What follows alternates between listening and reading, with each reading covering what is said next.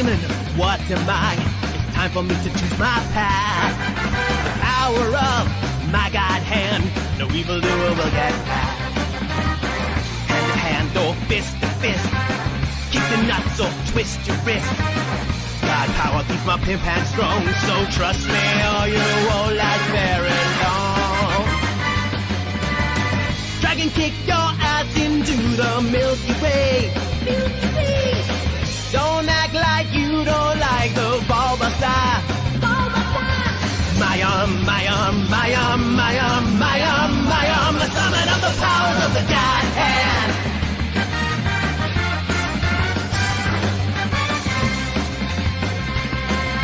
I lost a limb in a fight, but don't worry, babe, I'll be cool. The ultimate power of a god is now my secret. My defenses are impregnable. My style is impetuous. If it's too much, I'll grovel at your feet. I beg for mercy when I feel the heat. Jaw-dropping attacks from my roulette wheel. Apocalyptic beatdowns from the God hand. My arm, my arm, my arm, my arm, my arm, my arm, I summon up the powers of the God hand.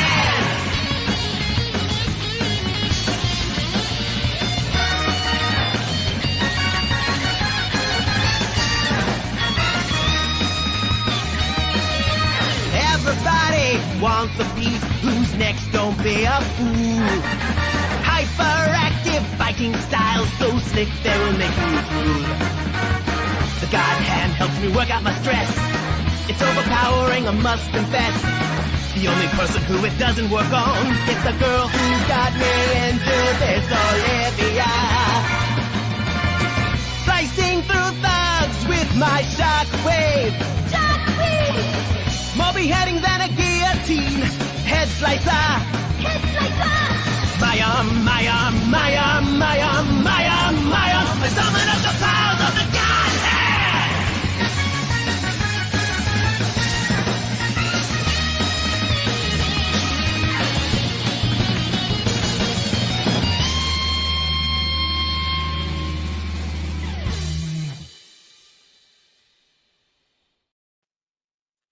Hello, everybody, and welcome to Immortal Afro's Gaming for the Boys. I, of course, am your Immortal Afro, Josh. I am joined by my two co-hosts, H3 The Game and Cross.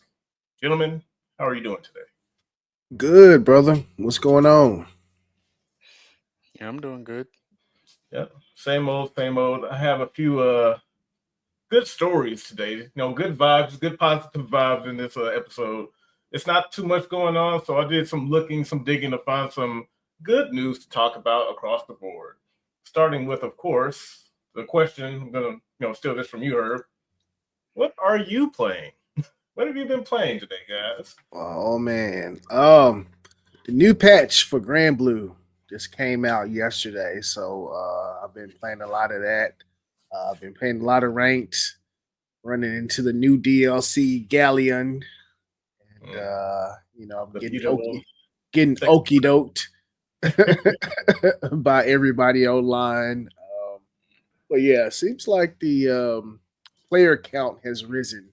So definitely been on that pretty hard. Me too, mostly in training. I haven't touched ranked yet. How about you, Cross? I just been playing VF, VF5. Felt like, was there something else? Nope, that's it. That's all I've been playing. Getting good. Like I think what was the last it was Combo Breaker we were watching a few days ago. Yes. Yeah, that was pretty solid. That was a lot of fun. Like I kind of felt that excited watching a fighting game. Like that, that tournament setting since Street Fighter 4, Tekken 7. Mm-hmm. The excitement in the crowd, everybody was having a good time, and it was like a real fighting game on the screen. Yeah, no crunchy vegetables, no, no like, we totally don't like this game, but we can't say that. We have to, we have to act like it was like, no, man. But they were just You know why? It's because it's not big yet. It's still just the people who are all involved are people who want to be involved. And that's Mm. it. There's no like you ain't making no money at least right now playing VF or Yeah, commentating VF or being associated with VF. You're not. It ain't no money in it yet, yeah, But that's the uh, fear for VF. yeah, yeah. As soon as that gets involved, get all these fucking assholes. But uh, So cross and that that's with bridge. anything. It's not just VF, but that's how it is with anything. Yeah, we just have to cross that bridge when we get there, but we can Right, enjoy it while it's good. right. Yep, exactly. You can't think about. Yeah, well, you can, but like just it's a really good game. Like you said, it has an old school vibe to it because it is an old game. And so, that's why it has an old vibe to it. And that's what, in my opinion, makes it really great. So, Well, like I said, a lot of good news and good vibes going around. I've mostly been playing Grand Blue, and also been playing the new DLC for Ravens Watch, Romeo and Juliet. They've been a lot of fun. Really enjoying Juliet, and the more focus on synergizing your cooperative gameplay, which is something Yeah, that you kind of already do, but to have two characters that really push that, it's a lot of fun. yeah, Breathes because the game was already fun, but this breathes like a new life to it. So now I'm like, because the other day Herb was playing Romeo, I was playing Juliet, and there's a lot of opportunity for setup, like set play, which is something I never thought I'd be doing in Ravens Watch. Because yesterday, uh, I mentioned like it feels like I'm playing Final Fantasy 14, yeah, where everyone has a role. Of course, we were both DPS, but we have healing abilities. Her will throw out the rose, and I'd snipe the rose, and it'll blow up and take out half the enemies. He'll get beat yeah. up. I heal him. It was a lot of fun. That was cool. Yeah, or I think Romeo has like a parry where like he gives everybody around him like shield, or he gets a buff where he can throw out the rose, and depending on how many hits the rose hits things, it can heal everybody around him. So Mm. it's like Josh said, like the synergy is just so awesome. And I've been saying this, I just wish the other characters in the game work like that to where there's dedicated synergy between the characters. But yeah, Yeah, Romeo and and Juliet are definitely awesome.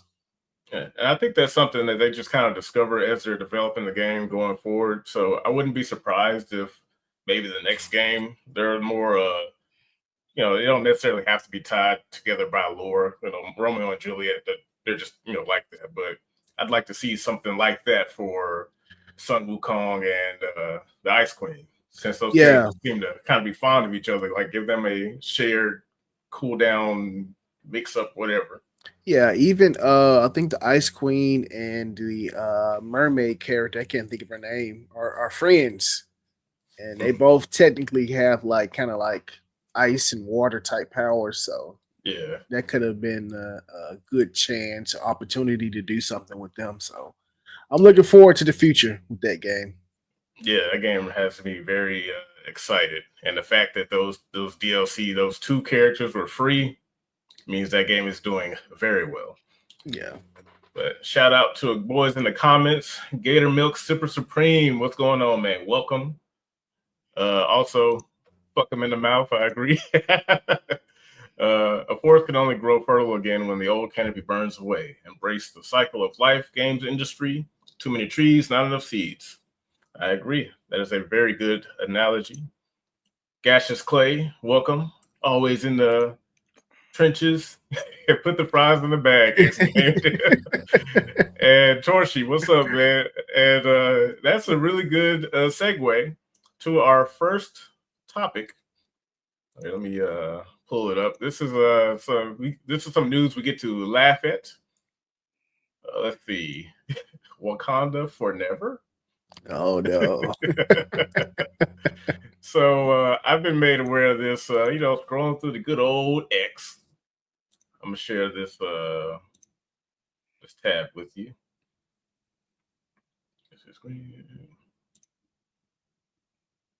Which one is it? There we go. This is from the X account, Pirate Nation or Pirate_Nation. So turns out X-Sweet BB Incorporated employee and current EA's Marvel's Black Panther narrative designer seen proudly bragging that in previous title, Validate, had no white people on the team. If you're familiar with that, quote unquote controversy a I've while seen back. that. Yeah, I've seen it. Yeah, Terrible. so it turns out that there's been a firing, layoff. We no longer wish to do this anymore. EA cancels Black Panther game, closes Cliffhanger Studios. An email sent to staff from EA Entertainment President Laura Milo, whatever, said that these changes, alongside other recent cancellations and layoffs, are being done to sharpen our focus and put our creative energy behind the most Blah significant blah growth blah. and PR opportunity. talk.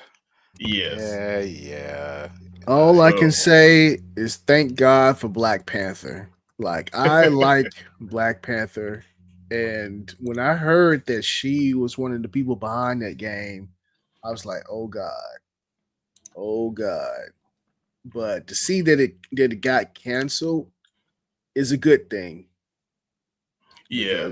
Yeah, Now, of course, for anyone who follows this stuff a lot, we know this is a side victory rather than a, touchdown, because the way the industry is, what's going on, Young Sykes? The way the industry is, these people just kind of go through a revolving door and pop up somewhere else. But it doesn't mean we can't laugh at them. So That's true. that's I like that. yeah, and that's what this is. This what this episode is all about. Laughing at those who deserve it. Take their L's, and they're gonna pop up somewhere else because that's what parasites do. But Yeah. every time they do, it's our job to point at them, laugh at them, make a mockery of them, because change isn't gonna come through some policy. It has to be cultural. It has to be something that we do on a regular basis to where, like bring back shaming, make shaming great again. So as yeah. far as let's go on to some good news. Something that I saw recently, successful sales numbers for, you guessed it, Claire Obscure Expedition 33. According to this post, they have achieved a record-setting 3.3 million copies sold after just over a month. Publisher Kepler Interactive, Sandfall Interactive announced that Expedition 33 has sold 3,300,000 copies. Bro, I haven't heard anything bad about this game.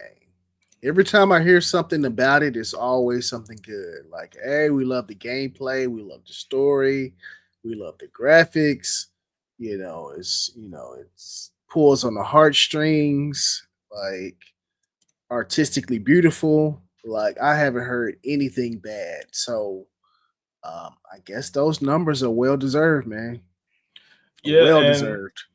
and for a little bit, I was a little skeptical because one thing I don't appreciate from Microsoft is Game Pass, because I don't know how that service is affecting these numbers, if at all.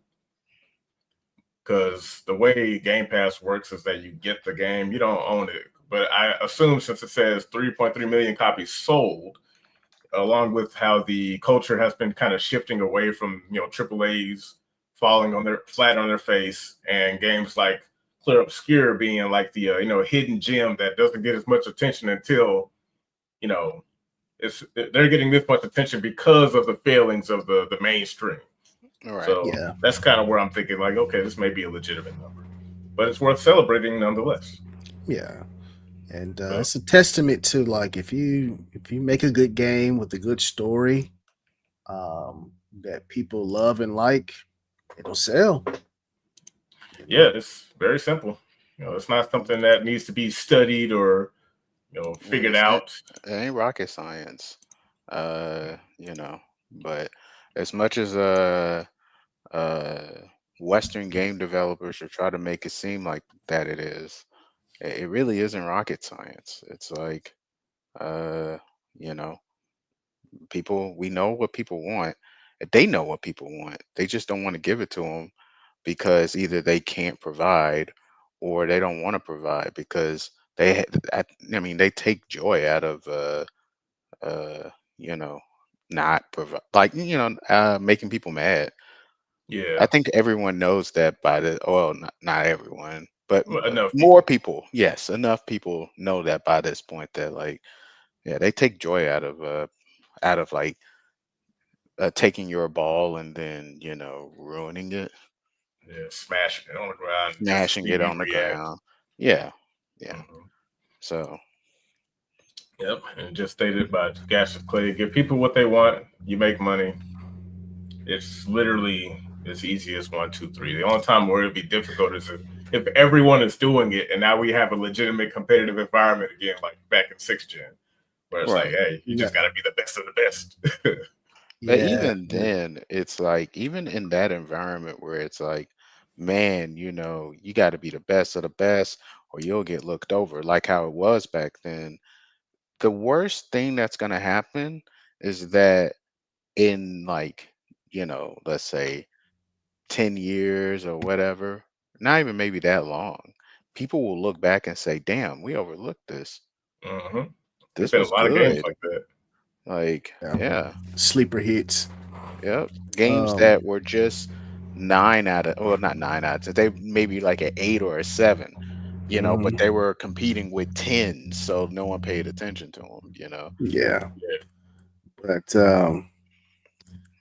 s- so we're going into a new phase of gaming where uh, companies are supposedly seeing the error of their They're not. ways, They're not.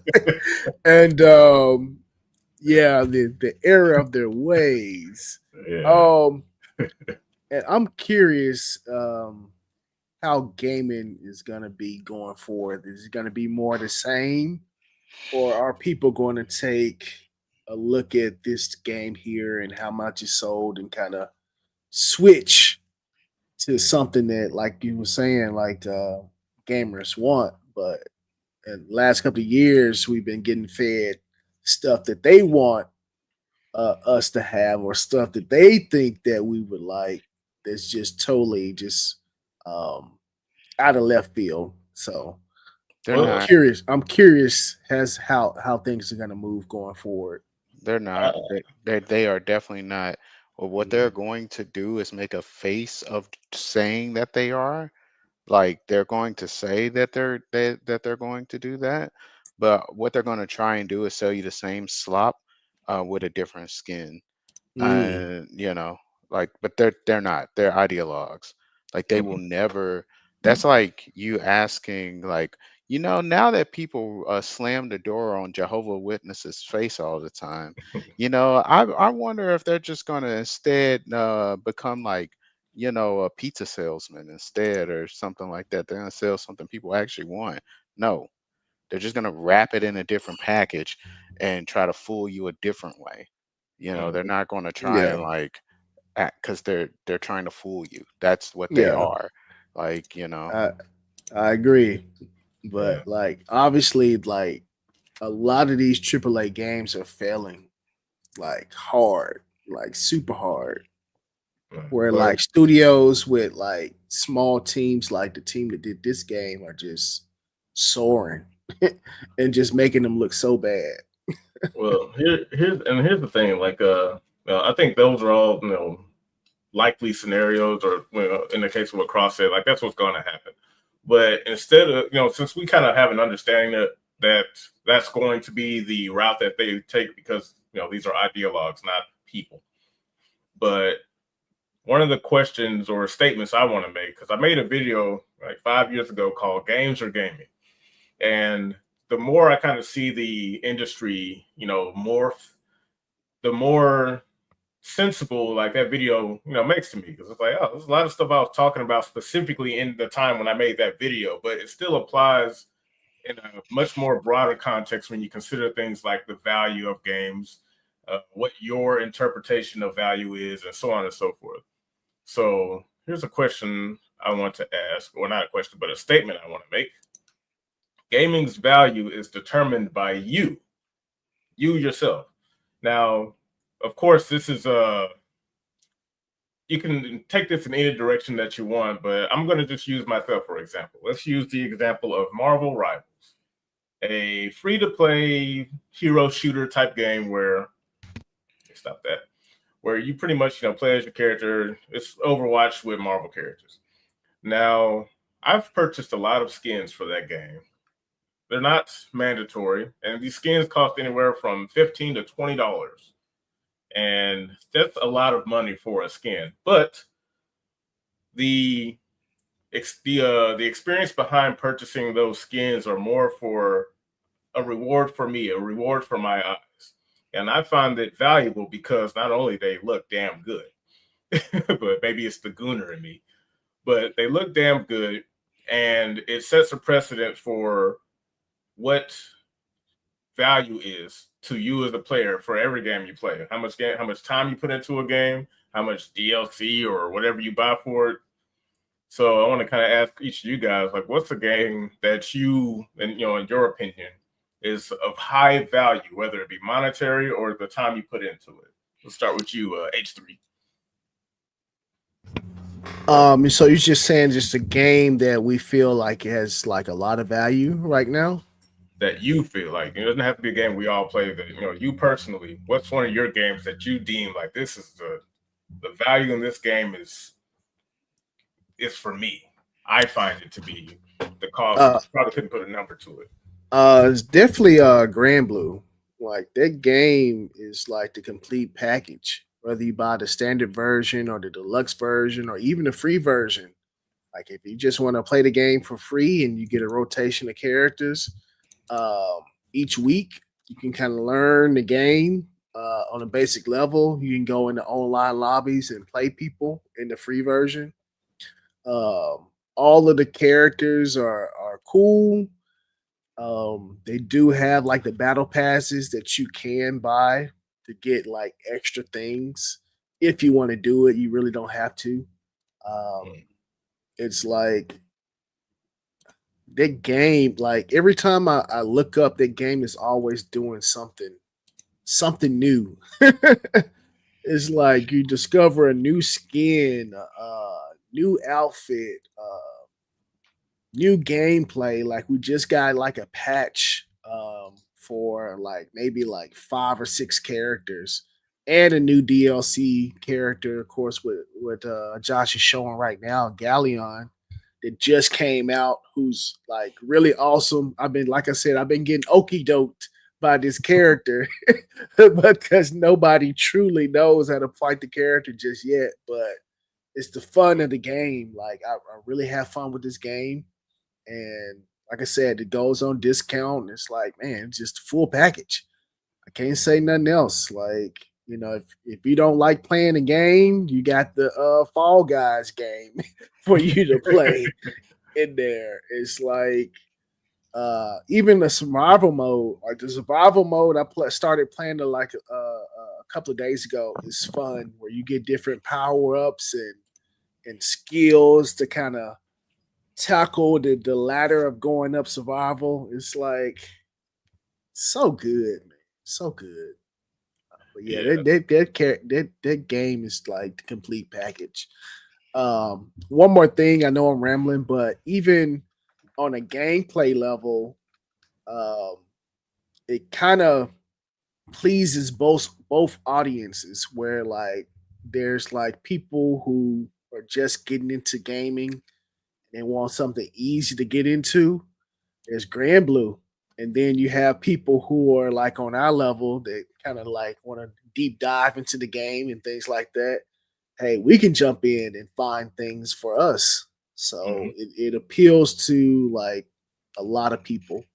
The value just keeps skyrocketing. I can't say no more. Yeah, it definitely brings me back to kind of 6th gen, where I didn't think about any of the stuff back then, but the amount of time I've been putting into a lot of these games with this, fresh new mindset, it kind of reminds me of how I felt back then. Couldn't, say any of the stuff because back then it was just good. But now that in the future things are a little bit more nuanced, and nuance matters. and Yeah. it's nice to kind of be able to express it more, openly now. What about you, Yeah. Cross? I mean, like, there's a lot of games, essentially, like any game that uh I like so much that I think about it a lot is a game that's like that. So there's a lot of games just in the like, you know, out of like all the games I've played that would fit that category. But if it's a recent game like that I just played in the last like, I don't know, year or two, I would say Baldur's Gate 3. Baldur's Gate 3 is a game where like there's just, I didn't pay anything for it, but if I had paid for it, it would have been $60 or something like that. And like I'd have that's a game that like if I could somehow know what I was going to get and how much I was going to enjoy it before I bought it, I would have gladly paid 90 or $100 for that game because that game is more than just the amount of content that's in it. Not only does it have a ton of content, you could tell that the people making it like really enjoyed making it. They had a lot of fun, but at the same time they took it seriously. It's difficult for a developer to do both at the same time, to have fun and to take what they're doing seriously. Like, you know what I mean? Where like you're not going to make a joke of the world and of the seriousness of like the plot and all that stuff. But at the same time, you're having fun in the make believe of the seriousness. Like, you know, um, and they know how to cut humor at particular times. Like that was one thing. I haven't played a Western modern game in a while where it actually made me laugh, where there were actually like humor that wasn't cringe.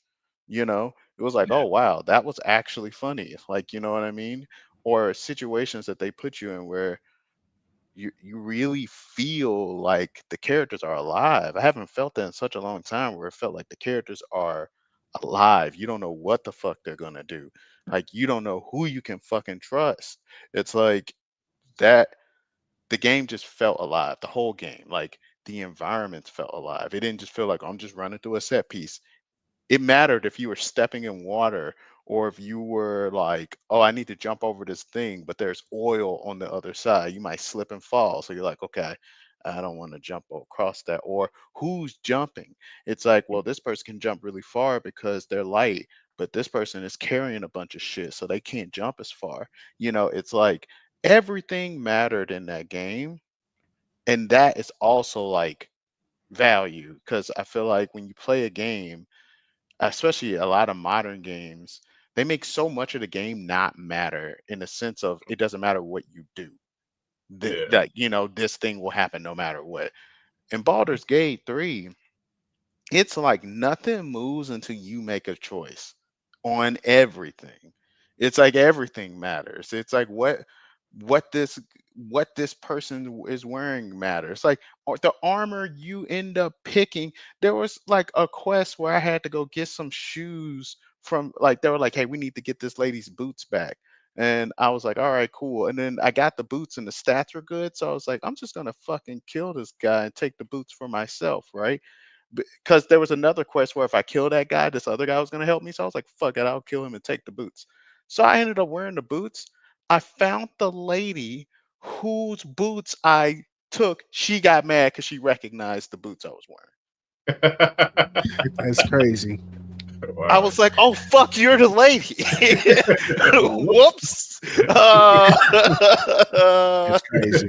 it's like that's what I'm talking about. It's like that game, and there's a million interactions like that in that game. It's so yeah. For a recent game, you know, I would say Baldur's Gate 3 for sure. Like, Yeah, absolutely. yeah. I think that's a damn good answer. So the next statement slash question to kind of put out there: if that's how we all feel, then what's the true cost of peak gaming? What is it actually? Is it a quantifiable number, or is it more nebulous? Like, mm, it depends, because how you kind of feel about Baldur's Gate 3 is how I feel about Raven's Watch.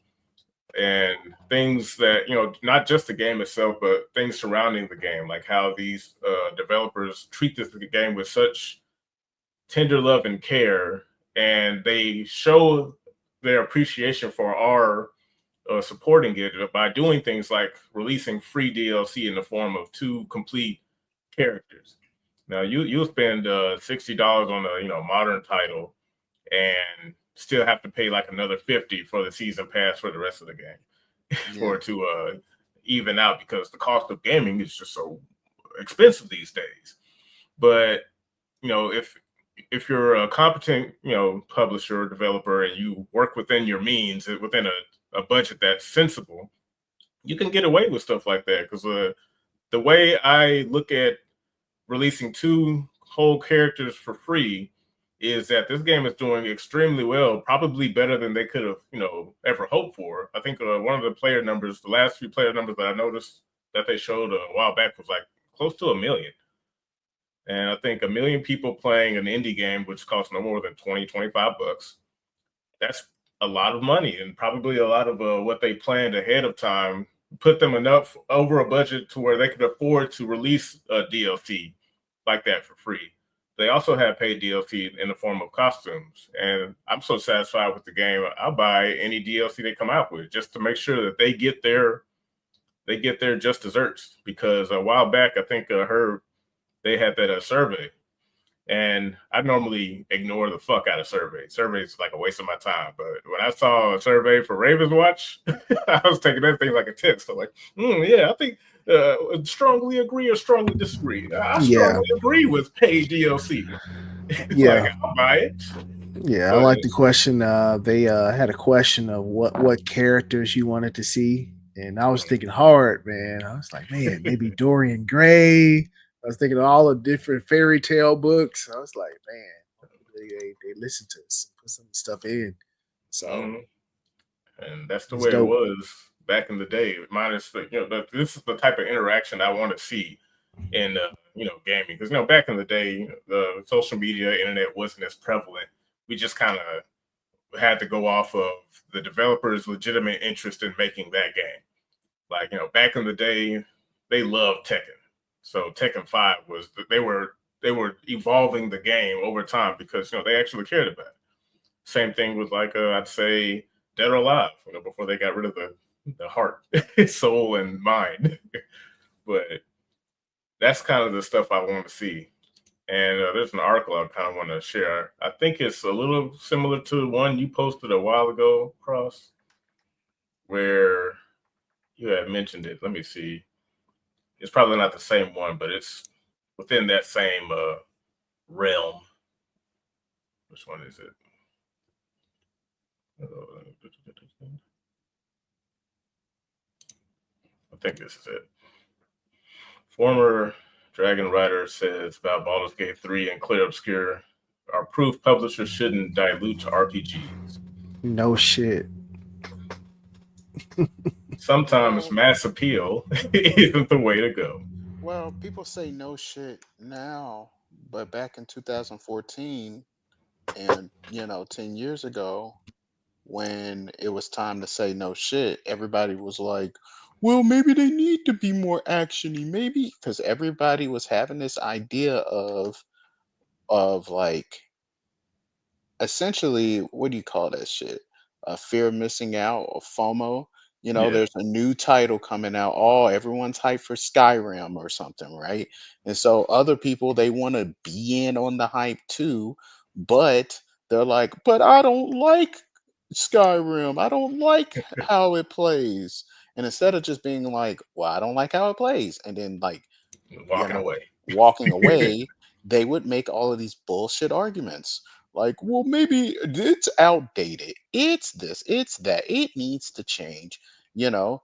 And then people who, just genuinely want people to enjoy, because there's a thing about human nature where when I do something that I like, that I think is cool, I want you, that's been ruined in me, but like I still understand it. Like you want other people to enjoy what you're enjoying, It's like, oh, look, I love this thing, and if you tried it, you would love it too, And so like when there's certain people who are going to be like, well, maybe they'll start to entertain these arguments. Well, maybe it does need to be a little bit more modern. Like, if Start you look at bending. all the games that are doing really, really well, they have these mechanics. They're actiony. They're this, that, and the other.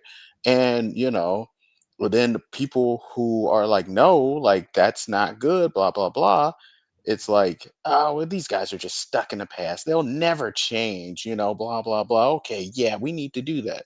It's like it wasn't always. I guess my point is that it was not always the conclusion that these things should not change. For a lot of people, there was like they were saying, "Oh no, like it does need to change. Things need to move and to look at the sales numbers, look at this, that, and the other." And Mhm. it's like people need to like what do you call that shit?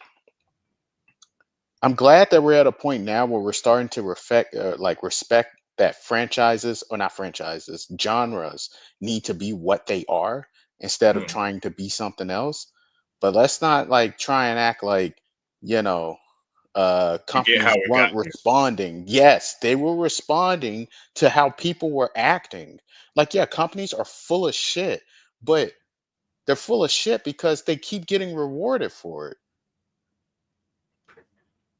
Mhm. I think one thing that can be done, and this is like a more of a culture thing that I can't say for certain. It's like I said, it's not policy that'll fix anything. It's more so that gaming, whatever form gaming takes from this point out, now that all this stuff is happening in the open, there needs to be an understanding of first how we got here and noticing when it's happening with who's doing it. Like for example, like Clear Obscure, Kepler Studio, those guys are under the radar, but they have an opportunity to fuck it up. Same thing happened with CD Project Red Mm. Yep. because just like back then, Witcher One, only the Witcher people are excited. Witcher Two, kind of flopped on console because only the Witcher people cared about it. Witcher Three, whole different story all of a Yeah, sudden. actually, that's a way better example of what I was referring to. Yes, Witcher. That's a perfect example. No one gave you couldn't pass away. You couldn't try and sit someone in front of a television to play a Witcher game before Witcher 3 came out.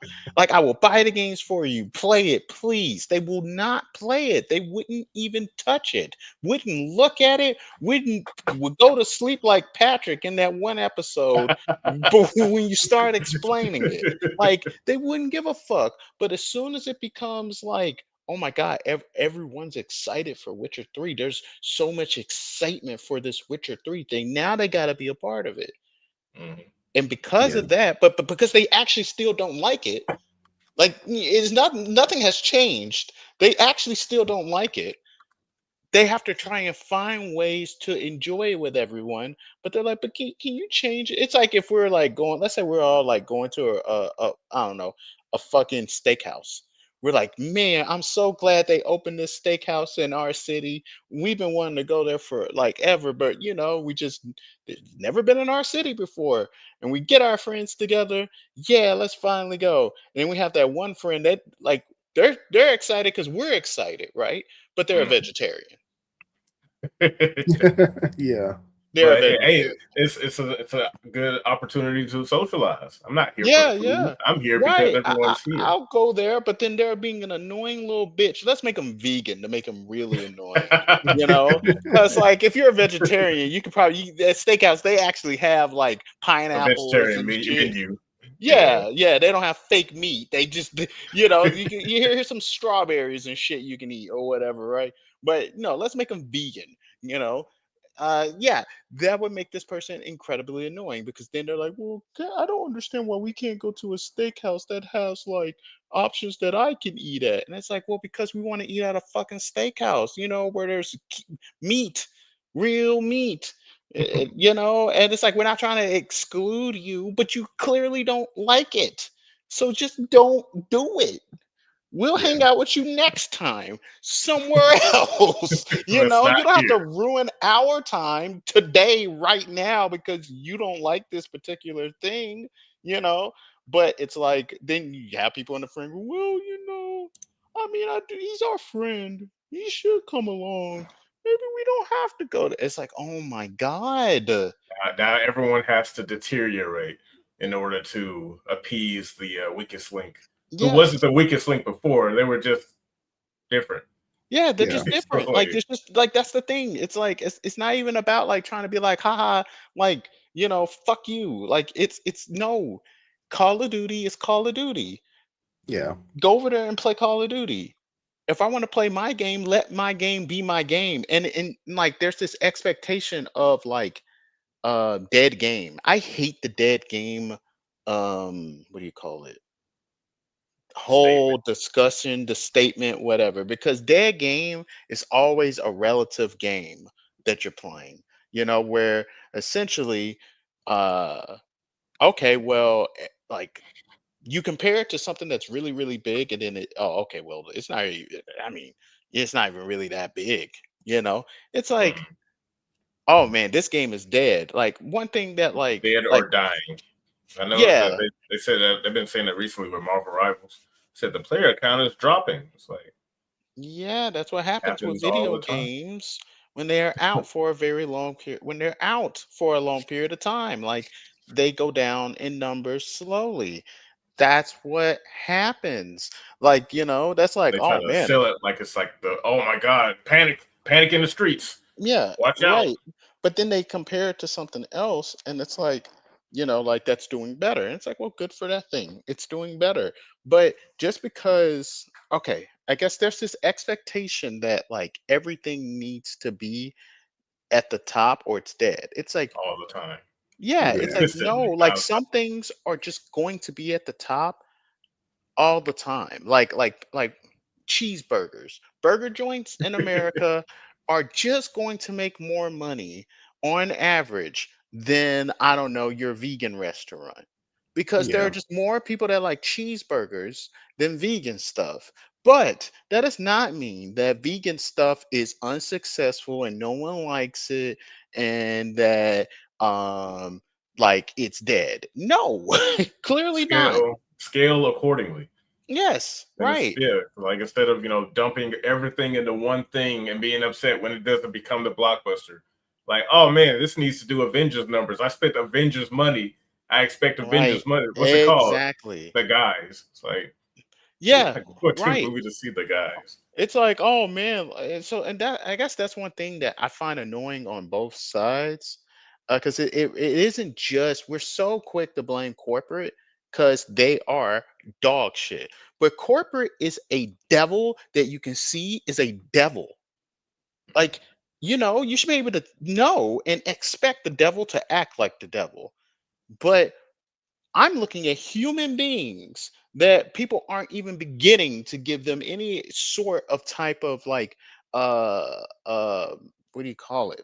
Fucking like responsibility when it comes to like particular choices. It's like, dude, why are you expecting okay, let me like put this in like video. We're talking about video games, so I'll stick with video games.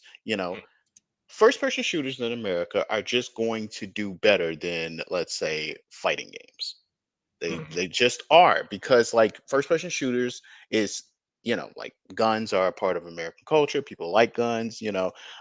We are more familiar with guns than a Asian guy saying Hadouken. Like it's like it just makes more sense. Like it is what it is. It's like it's part of the culture. That's what we like. So it's like it's going to do on average better. So like, but that doesn't mean that Street Fighter is a failure because it's not doing COD numbers. Like, you know what I mean?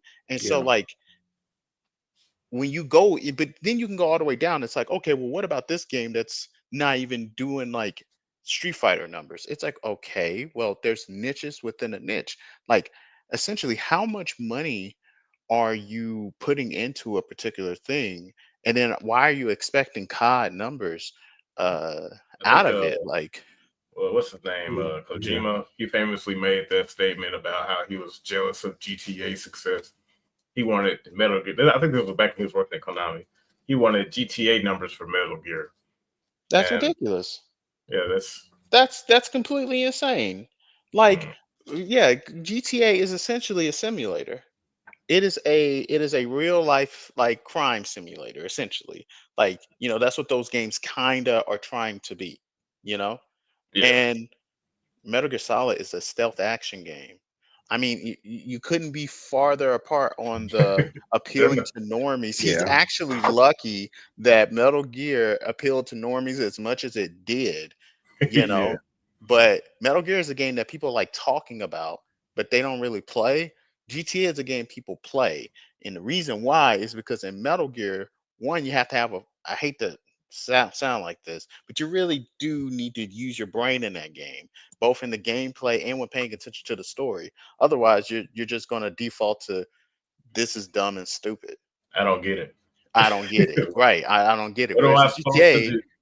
it's pretty Where do easy I to go? understand. Oh, I hit this guy with a guitar, or this guy's a drug dealer, and Or the minute the cutscene's over, I can do whatever I want. I can do whatever I want. I I don't don't even even have have to to. pay attention to the story. I can just go run Uh, some guy over with a car. It's like, it's like, yeah, one's gonna have mass appeal and one is like not gonna have that like crazy mass appeal. And so it's insane to Yeah. to have that expectation. Yeah, even like you said, like even in the same genre, there's still niches. Like you got Street Fighter, and then you got Fatal Fury, City of the Wolves, Right, yep, and exactly. another game. you can't expect Fatal Fury, City of the Wolves to do Street Fighter numbers. Right, You exactly. That know? doesn't make any fucking sense at all. Like that, it makes zero sense. So it's like you have like the publishers that are expecting that, and yeah, they've made this stupid type of mistake all the time, whatever. But then there's fans, like I guess, like, to bring it back, the point is that like you have like the gamers themselves who there are games that they like to play, but they won't play them because they'll say things like, oh, game's dead, even though they can boot the game up and find players immediately. Yeah, Game's dead. Oh, the Yeah. game's dead. Oh, it only has 3,000 players concurrent playing. Huh? What the hell? How is that a dead fucking game? yeah, Well, it's dead Not Street Fighter. compared to, yes, compared to this game. Well, that's only 10% of what Street Fighter has concurrently. It's like, okay, so like, yeah, what's the difference between $10 million and $100 million? It's like that's what you're bitching about right now. It's mhm, It's like, still a lot of money. You take either. yeah, So, like what the fuck? yeah, I got one more. This is a fun one. Just to kind of mix it up a little. Appealing to the goons. uh So I oh, saw this. I saw this post on X. Man, I thought it'd be pretty funny. And okay, so historically, I have beef with Monster Hunter Wild strictly for performance reasons. Like I have my you know opinions about what the potential game story was about, but it is a good looking game. And they recently had they showed off a Capcom crossover collaboration with Street Fighter, and someone posted this. I thought this was really funny. And as soon as I saw it, I was like,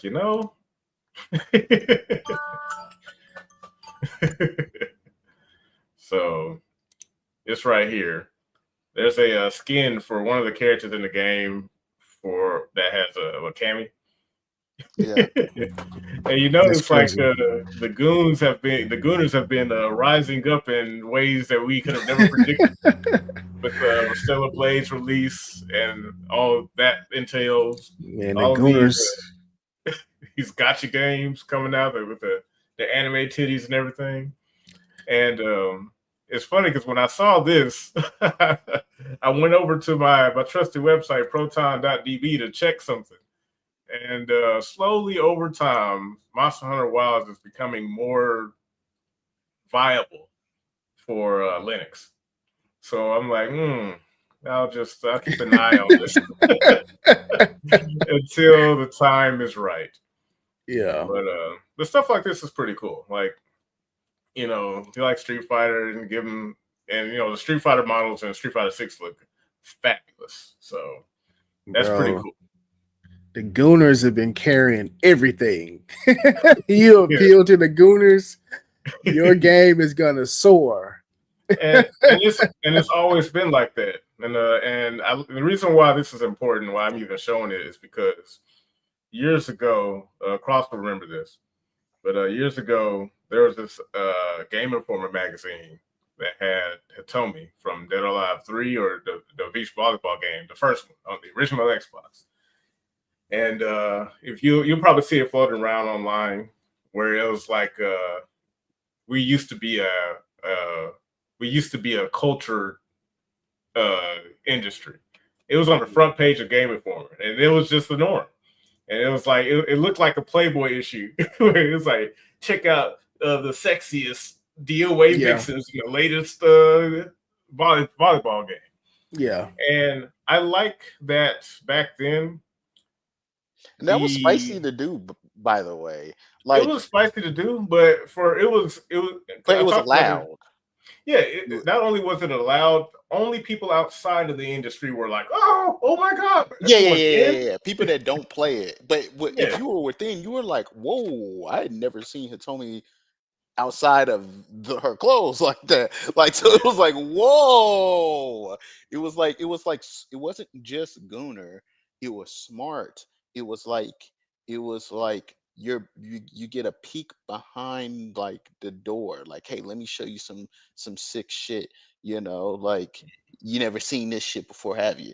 And it was cool. That was the feeling you kind of got, like, because yeah, no one else was doing that with their characters, really. Like, yeah, yeah, maybe like Laura Croft was kind of like the only one, but that would be like you would see a picture of her in a bikini in a magazine once. No one was yeah, making a whole game like where yeah, it's like yeah. like that. Yeah. I was gonna say maybe what about Samus at the end? No, like even there, yeah, no, not really, yeah. no. That Nintendo has always been like, nah, we unless it was like some other publisher or not publisher, but some other paper that was just like fucking around with some fan art, but Yeah, nothing in any official capacity. I'll say that. yeah, yeah, And it's funny because like the reason why talk about Gooners, like part of it is poking fun, but it's more of like appealing to your base as you should, and it makes me think. I don't know if you watched Rocky and Bullwinkle back in the day. Either y'all remember them?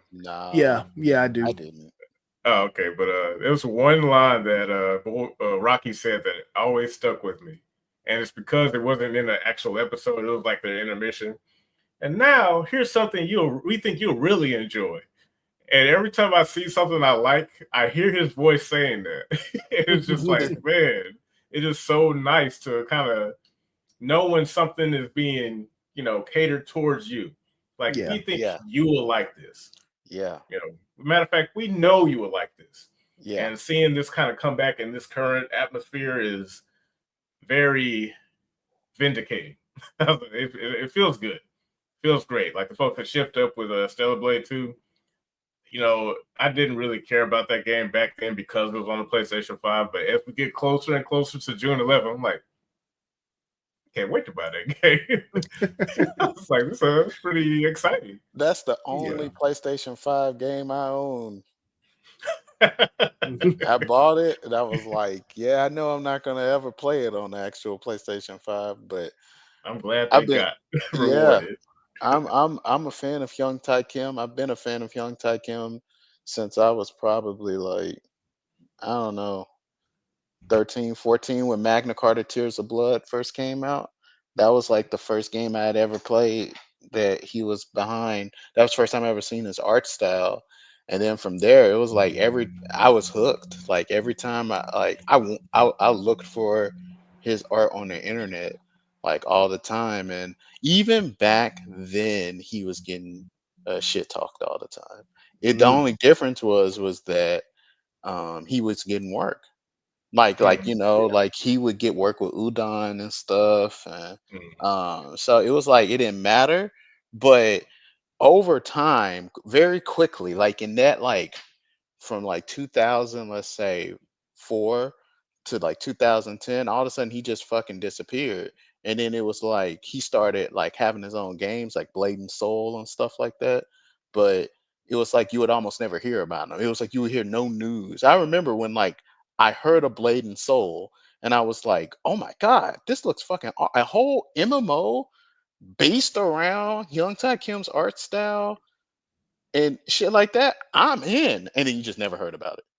Mm, No one ever reported on it ever. So I found that strange. I was like, that's weird. Like because you would think that people would be hyped for something like this. Like an action yeah, MMO was not like a common thing at that time yet. Like that was new. yeah, And no one's reporting on this shit at all.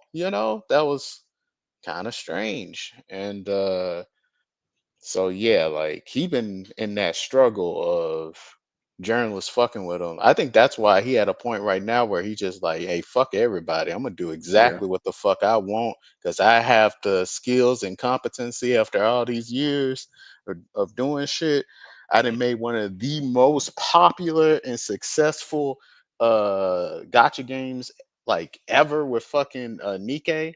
It's like I made that shit. It's doing super well, and like I don't play it, but I know people who do, and I know why that game is successful. It isn't just the gotcha and like the hot chicks. Like that obviously is a huge part of it. That makes up like 50% of it, right? But the yeah, other 50% is that people are attached to these characters. I'm like, I'll ask them about like, hey, what's the story like in that game and what's going on? And it's like actually reminds me of like Magna Carta Tears of Blood, where it's like really interesting, like the storytelling and what happens with certain characters and what characters do and shit. It's just not stuff you would expect. The jokes that yeah, people tell and shit. You're like, they actually did and said that. I can't believe they did and said that. That's crazy. Like, uh, it feels refreshing. Like, yeah, he has a bit of like, what's the best way I can put it? Like he feels like he's one like it feels like Hyung Tae Kim is behind it and he's like, watch this shit. Like that's the feeling I get. It's like, wow, that's so cool. Like that yeah, so It, it, I'm you very know, happy the for funny him. thing about gotchas, because gotcha is a genre that I usually overlook, but I can feel in the back of my mind that I'm slowly there's something compelling about it, and the only reason that's there is because of Grand Blue Fantasy versus Rising. mm, Because now I'm like, if it wasn't for that gotcha game that I usually ignore, I don't detest it or anything. I'm like, I'm just not into it, whatever. But because of that game's success, we have a whole new game for us to appreciate. And every time I see a new character, I'm just like, I was like, who is that? What's her deal? Is she a dragon like Galleon? yeah, And it's like it's weird because of course, I play a lot of fighting games, and fighting games are usually where I get attached to characters like a lot. Like I always say my first love, Ayane, all day long. But that same appeal, I'm starting to get from the characters in Grand Blue because I don't know what's going on in the story. I bought Relink, but I haven't played it yet because play yeah, fighting games more so. But I'm really looking forward to when I finally get around to it because now it's more than just the character. I want to know what's happening. Like there's so many cool characters. I'm like, what's Belial's deal? Why is he always grinning when someone's beating his ass? yeah, Or the case with what's his name, Lucilius. Why he got that scar around his neck? What's yeah. going on there? Yeah, and then like you get hints of the story from like everybody in the game because like there's a group of characters that are part of this society. Like, what is the society? And then you got like the six dragons and like what is going on? It's so cool. Let me Yeah. dig deeper into this. It's so interesting to get pulled into what I would normally just completely ignore that from a because it's funny because a gotcha I didn't realize, recently, where probably within the last couple of years, where I actually thought about it enough to be like, I guess that is possible. But for even a game as simple or redundant as a gotcha game, they bother to put in this level of effort into things like characters and story. Because I was scrolling through YouTube, I found this video from it was one of the gotcha Grand Blue games from like 5 years ago, and they were fighting Galleon, just a dragon, and I was like, I hate to admit it, but I am curious. Like I watched that, I watched it because I was Mhm. like, well, this character just came out.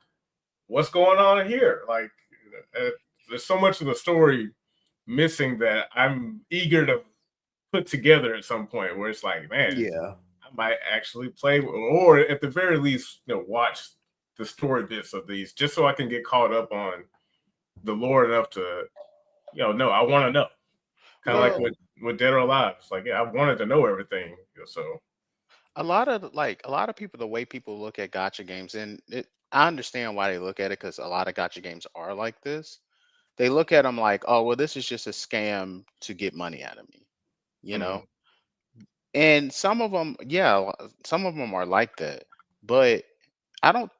You have to understand, like the successful gotcha games, why are there whales? Like, why are there people who just constantly keep putting money into it over and over and over again when it's free? Why are they actually doing that? Because you have like uh, Blizzard with Diablo Immortal, and that game just like flopped. Like at the beginning, it had a lot of people that joined up and they paid money into it, but they paid money into it to break the game, and they did, and they it was like a demonstration, and then they were like, okay, now we're gonna play Diablo. And then they made Diablo 4 in response because they were like, oh, people really hate this idea. We want to jump on this train. It didn't work, so let's make a real Diablo game, right? yeah, So it's like, okay, well, that's a failure of a gotcha game. So it's like, then how does Nikkei and how does like Dead or Alive, Extreme Venus Vacation, or how is like, the one that came before Nikkei, Destiny Child, or any of these other like gotcha games, like how is it that they succeed? The reason why they succeed is because people are attached to the characters. Like they're not. It's more than just like they look attractive or something along those lines. It's like the characters themselves they become attached to, and so it's like a lot of gotcha like games started off as artists that had no place in the industry anymore. They can't find work. Mm. They can't do and make the thing that they want to make. Well, they can Yeah. draw, they can Yeah. draw, and they may know enough programming to just make a system that can do this very simple thing where it's like, okay, it can kind of play itself, and all I want you to do, you can download it and enjoy the story. I just want to tell the story with my art and stuff like that. But Yeah. if you want this character over here that ain't a part of the fucking story, that's really really cool, and you want them right now in your party, pay mm, me. It's like, that's what it is. It's like, okay, like that's like, if you like see, like that's how a lot of like gotcha game, like that's how a lot of artists, they started with something like with a gotcha game, they got a lot of money, and then they moved on to a project they really wanted to do, Yeah. and it's I, like, I think that's really admirable, you bro, know. yeah, I haven't seen a gotcha game that didn't have awesome artwork. Now that I'm thinking about it, I was like, man, all of these yeah. games are like It's Because they're sick, artists, like if you so think about sick. like the mainstream industry from like the in let's call it the 2010s, you know, in the era of the 2010s, that era of like, oh, you can't, so essentially like the social justice era. It's like if you're an artist that was like, you know, um, like Hyun Tai Kim or whatever, where were you going to find work? No one wanted to work with you. You know what I mean? Unless you were already in a position where you were like really, really high up, where you had political power within a company or something along those yeah, lines. Y- influence Yeah, to you had some push. type of influence, then sure, like you can probably still somehow get your way. But even Tetsuya Nomura, look how much it took for him. And he's a legendary guy, right? Look how much it took for him just to be able to kind of get the things he kind of wanted. He didn't. He didn't get the things he wanted. What he wanted to do was make Versus 13 and make like that, like his other game that he wanted to make. But instead he didn't get to make those. He got well time to work on Yeah, Final Fantasy 7 remake. It's like, yeah, that okay, sucks. so it's kind of like, damn, like even this guy doesn't get to do it. So it's like, okay, so you have these artists that they're on their own, but they don't have any like really great programming knowledge, but they can draw really well. It's like, okay, what are they gonna do? Go to comics? They can't go to comics because comics would reject them too, Yeah, so they can't do that, so it's like, well, they want to make games, so the best thing they can do, and unless they were like lucky, like how what's the guy's name, I can't think of his name right now, but the guy who was Yoko Taro, where he got lucky, where the producer was pretty much like, hey, look, just make the game that you want to make. Don't worry about what other people say. Just do you. Like most people don't got that. yeah, Most That's people in the the industry, they don't have that. that's the guy I think when they asked him because like he wears a little moon Yeah. robot head, and I think it was a long time ago. It was funny. They asked him like, why is her butt always showing? He's like, I like butts. Yeah. I think he said something along those lines, Yeah. He said, I like girls and I like butts. which is like the best answer because it was funny. You Yes. never hear this in the industry, but to hear it just yeah, so blatantly, it's like this guy's And that just like yeah, me. I yeah. like that girls. Somebody's game, being that real. that game was the turnaround point. I think like recently, like the head of like Sony said that himself. He said Near Automata was the turnaround point for the gaming industry. It made people have faith in Japanese games again.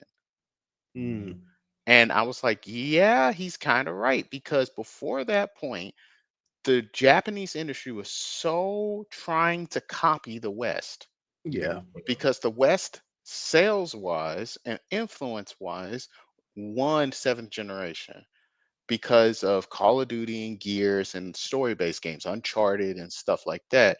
Like these games were massively big, and they were like, they gave people this edge of realism that people had not seen before.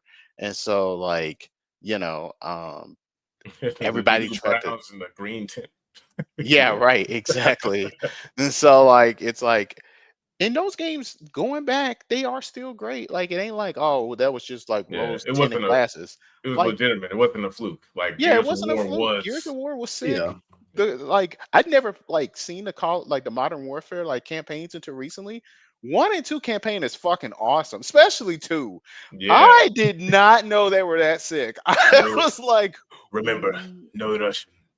That shit. dude, that It's like shit is crazy, dude. I'm like, you would not be able to get away with that now. No and way, it's dude. it's funny because like just a short side tangent, but the directors.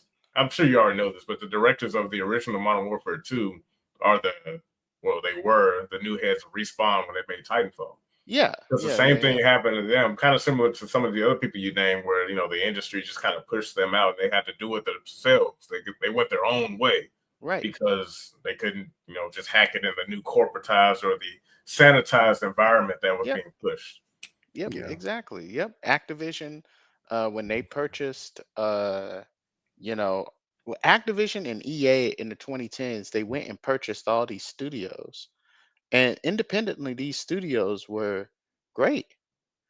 And so people thought, well, these studios are going to be even better when these, you know, publishers that have a fuck ton of money, give them a lot more money, right? Then, but the problem is that like it's like Ray Musica and Greg Zeschuk said in that interview, EA gives you just enough rope to hang yourself with.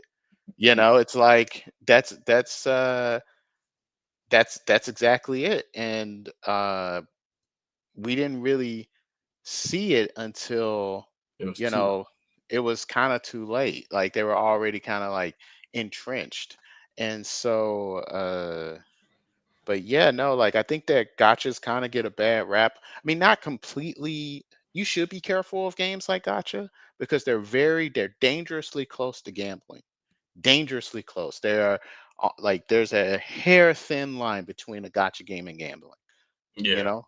definitely. But it's like not all gotcha games are gambling. They're not Right. trying, not all of them are trying to get you. Some of them are, that's the only way an artist has the ability to provide you with what they're trying to do, Yeah, you it's know? just not an exclusive route like with most things because Yeah. I'm kind of glad that just in the case of Grand Blue, I'm glad that what it did with Gacha was successful enough for us to get different genres within the same universe. Like I Right. like that we got like a JRPG or action RPG. I like that we got a fighting game because now I can support it in a way Right. that's beneficial. So I really hope that other gotchas that are doing something like that, the good ones, like I'm sure there are bad Yeah, ones. no, like I can give you another example. There's a strategy gotcha game called Girls Frontline 2.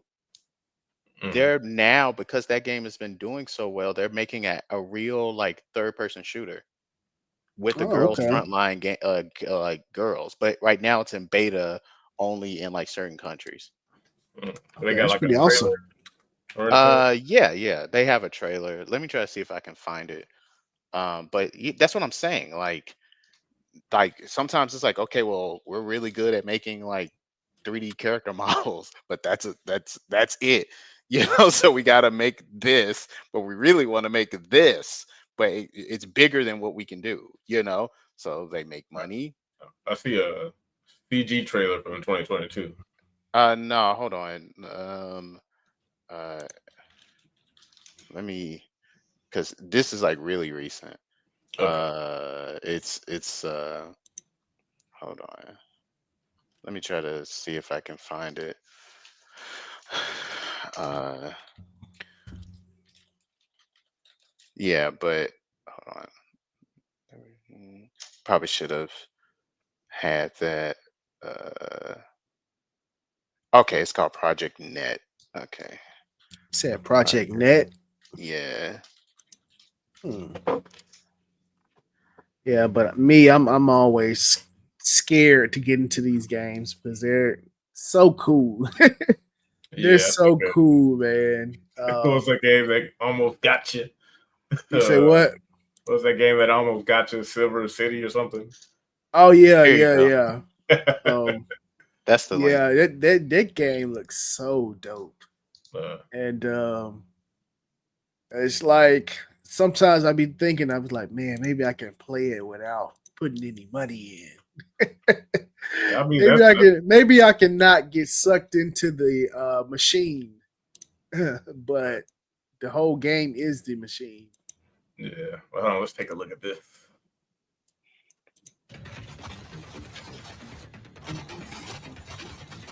Looks fun.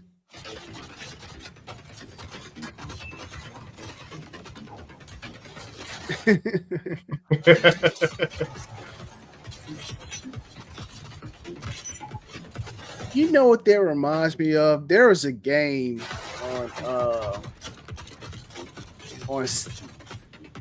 I think it was on like Nintendo 64 called Winback. Win back. This game reminds me of Winback. Hmm. So like this game is a offshoot of the main game Girls Frontline 2. Mm. And that game is a strategy RPG, but it's like that game yeah. So like that's what I'm saying. Like a lot of these games, you can like, yeah, some gotcha games are scams and whatever, but some of them are actually like, Just a pathway to doing what they actually want. yes, exactly. And Hmm. so I'm like, that's cool. And then a lot of times when you play those games, you can tell they're not trying to get you. You know what I mean? Like you can legitimately play the game for free and get pretty much everything that's in the game. It's just that if you want everything right now, then yeah, okay, pay. It, but it's like I Yeah, don't think, yeah, I think you know, I think that's admirable. Like with that perspective in mind, it really kind of it makes I wouldn't say an argument for gotcha. It makes gotcha more understandable because Yeah. it's kind of like what we talked about earlier. Like, where's my banner?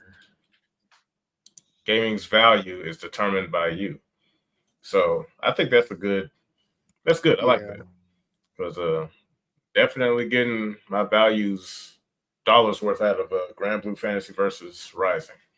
Like I'm so glad those gotcha got somebody got enough of their money so that now I can give them money.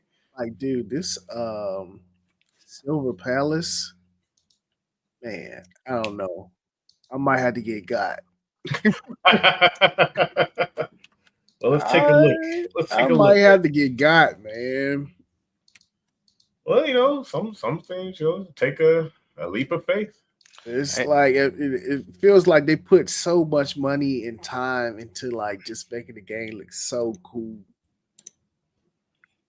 It's probably one of the most beautiful anime looking games that I've ever We have a seen. big case on our hands.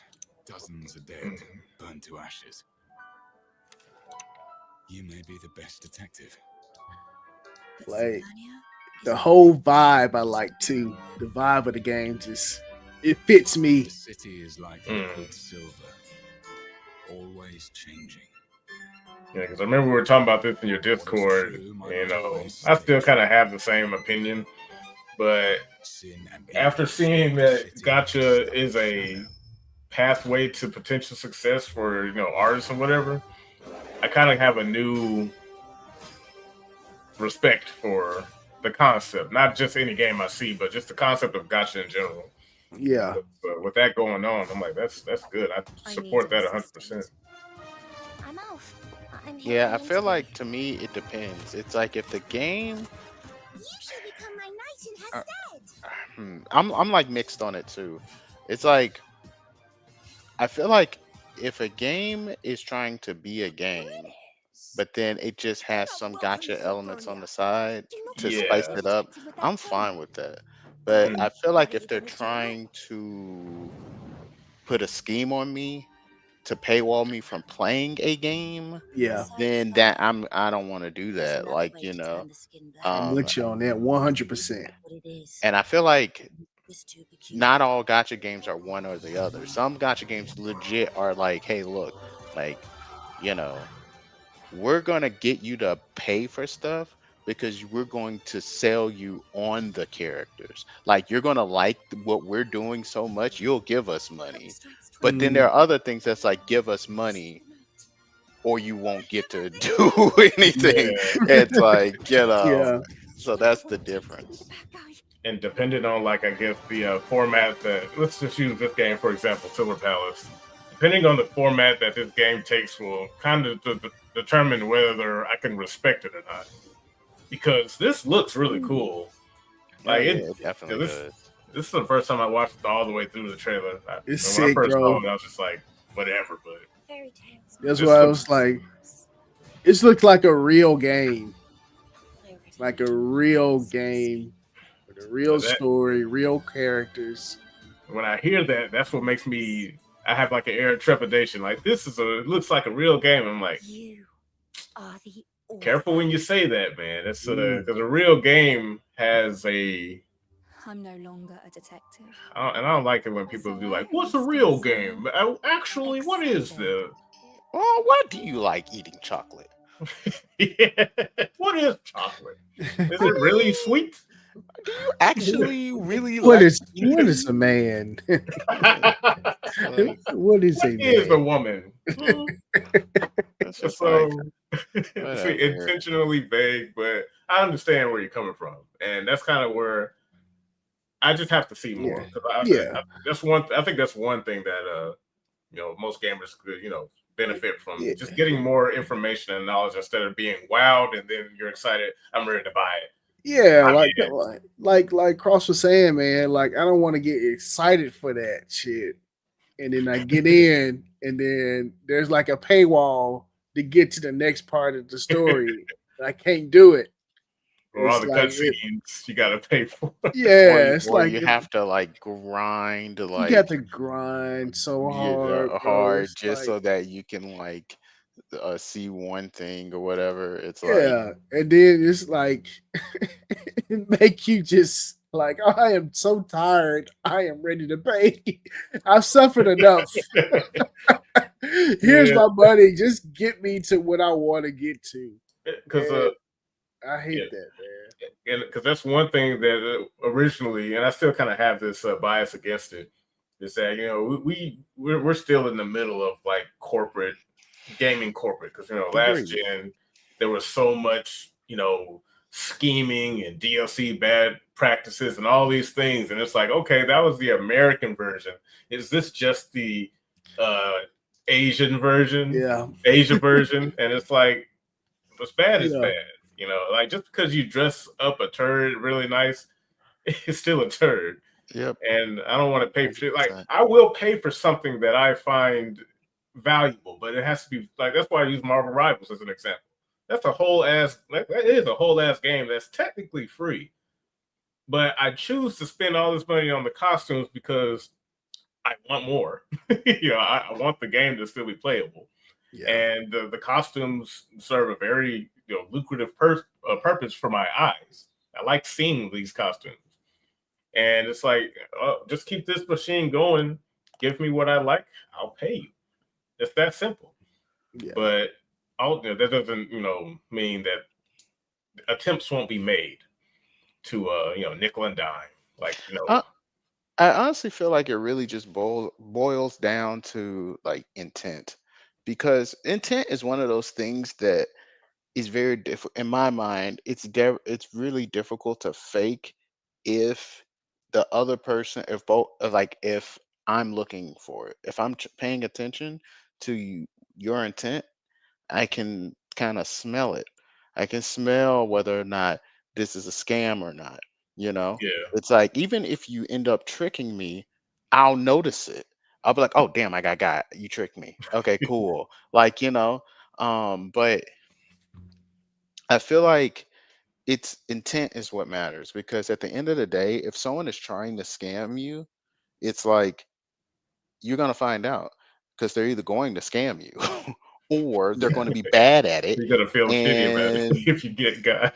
yeah, well, it's Yeah. like, or they're bad, and then you're just gonna be like, oh well, that would have scammed me, and then oh well, didn't scam me. So it's like, but when you can feel like, oh, I see what they're trying to do. They're trying to do this. I can feel that, like with Marvel Rivals, for example, right? It's clear as day what they're trying to do. They're like, oh wow, we see that Overwatch sucks and everyone hates Overwatch. What if we just made Overwatch but with Marvel characters, and we made people feel like Marvel characters? I think that that would do really well. And then, we'll give them some titties and ass that they have to pay for. But, they don't have to have it. If you just think Overwatch sucks and you want to shoot a lightning bolt with Storm, we're going to get that to you for free. But if you want to see her butt cheeks, you're going to have to pay us. It's like, I think that, like, that it's so honest Yeah, that I can Yeah. clearly see that Yeah. that's your intent, that I'm like, okay, that's the deal. Yeah. yeah. Yeah. I agree with you there. Like it's like you're not getting tricked You're, per you're, you're se. selling me No, you're something I not. actually It's want. like The yeah, terms it's are like it's upfront and very clear what they are. And so Mm. it's like, As the long as it's problem, not hiding it, there's yeah, nothing they're not being trying hidden. to, yes, they're not trying to hide the terms, or, oh, well, when we say the word own, actually what we mean by own is, you need to look at paragraph 55, section A. There's an asterisk where we use the different definition of own that was coined back in 1947 in this case here. Oh my God. Like no, like that's deceptive. yeah. That's deceptive. Well, you signed the paper, oh, blah blah blah. It's like, no, that's deceptive. Like, so you can tell when someone's being deceptive. You can tell when someone's like being upfront with you. It's like, it's all you have to do is be willing to be judgmental, like to be like from the jump and be like, Yeah, okay, so this be person, prejudiced. Be yeah, prejudiced because it'll save your life or your money. yeah. Yeah. It's like, just, like, just be like, okay, I don't, because like that Silver Palace game, to me, when I look at it, I'm like, all right, another fucking like MiHoYo like Honkai fucking Star oh Rail. yeah, whatever game. Like I personally don't give a fuck about it, even though I agree it does look really cool. But to me, I'm like, I don't want to play Zenless Zone Zero. Like I don't want, I know how those games play where like you like run around, it looks really cool, but then you have to like grind so that you can get like whatever thing you're gonna do so that you can pool so that you can get to the next part of the story. Yeah. And it's like if I cared about the characters and stuff a lot, maybe I would do that. But it's like I'm not a big fan of like button mashers. Like running around and just button mashing and shit. It's like Mhm. that's not enough for me to want to get into it. Unless like maybe it was like a franchise that I really liked. Maybe if it was Soul Calibur related, all of a sudden I'd be hyped for it. I'd be like, let's go. I love Soul Calibur, Let's dude. But smash these like buttons with Victory. yeah, right. I would probably do that shit, but like I haven't seen like that type of game. Like Genshin Impact wasn't that for me, and Zenless Zone Zero wasn't that for me either. Even though both game looks they look cool, and this game looks cool too. But it's kind of like, this is the type of game where I would want a beginning, middle, and end. Yeah. I Yeah. don't want a forever. I wait until the success of these games breeds an actual game. Then And I'll pay Yeah, see, $50, $60 for it. it's yeah, like, so once I figure out something is find out that something is one of those gotcha games, I don't even give it a chance. yeah. Yeah. So I don't really keep up with a lot of them. Yeah, that Mhm. makes sense. I mean, I understand that. Um, But that game, man, I don't know. Yeah, This is gonna be the one that breaks her. it might be the one to break me. I don't know. mhm. Lady in the hat did drive around that corner pretty cool. Like, Yeah. what's the gameplay? I guess you'll find out when you spend $100. If it was enough for Yeah. Raid Shadow Legends, it was just enough for Silver Palace. Yeah. That Yeah. it's sad though that like China and Korea, they're the only ones that are, and that they know what people want and they're like immediately not only willing to give it but happy to. Yeah, it's like they can't wait. There's so many of these fucking games. It's Yeah, like, I'm not complaining because it doesn't affect me no, one way or the other. but But like they're I'm happy. glad. Yeah, They're like, man, they know how to make appealing looking stuff. And it's like, and they know what people want and they know how to do it. And it's just like, man, there used to be the only thing I don't like about how it is right now is that there's only appealing stuff coming across on one side. There used to be an American appeal looking stuff. Like there used to be an American style that looks appealing. And you can see that when you go back and watch like old American cartoons, like the old DC, like Bruce Timm stuff, or it's yeah, like you look at it, you're like, wow, like Supergirl looks hot. Like these characters look good. Like, yeah. but it's like they're not allowed to do that, or people don't feel like people are now starting to get the confidence to do it, but they still get backlash, or they have to qualify it. They have to have some qualifying statement before they do it, like they have to make some little stupid joke about being a gooner or something like I'm a gooner now, right? It's like just make Hello, fellow something. Gooners. Yeah, it's like, all right, just make something attractive. Just make something you like just do that for once. Like you remember that thing I shared you like about the people who made the Tomb Raider remasters? Did I tell you about that? About how like like a different group made the Tomb Raider remasters, 1, 2, and 3, and 4, 5, and 6, and like the character modeler who made Laura and in the remasters of the game, he has his own Twitter, and he was like, man, I would really try to make her look just like how she looked in the CG work back in the day. Like that was my goal. I wanted her to look like her CG model back then. Yeah. And he did a really good job, right? Like Mhm. one of the things that people like about the remaster is like, wow, Laura looks nice. She hasn't looked this nice in a very long time. Hmm. And he ended up making like a Laura, like a classic Laura, but in modern graphics, right? Like in modern like like high res texture model, and it looked great. Yeah. Like it looked like Laura Croft, and Yeah. people were like, "Holy shit! Is this the new like? Is this the like new like Laura Croft game?" He was like, "No, no, no, no, no, no, no. This is just some shit I made on my own. Like, Yeah. Slow down. slow down. This is not no.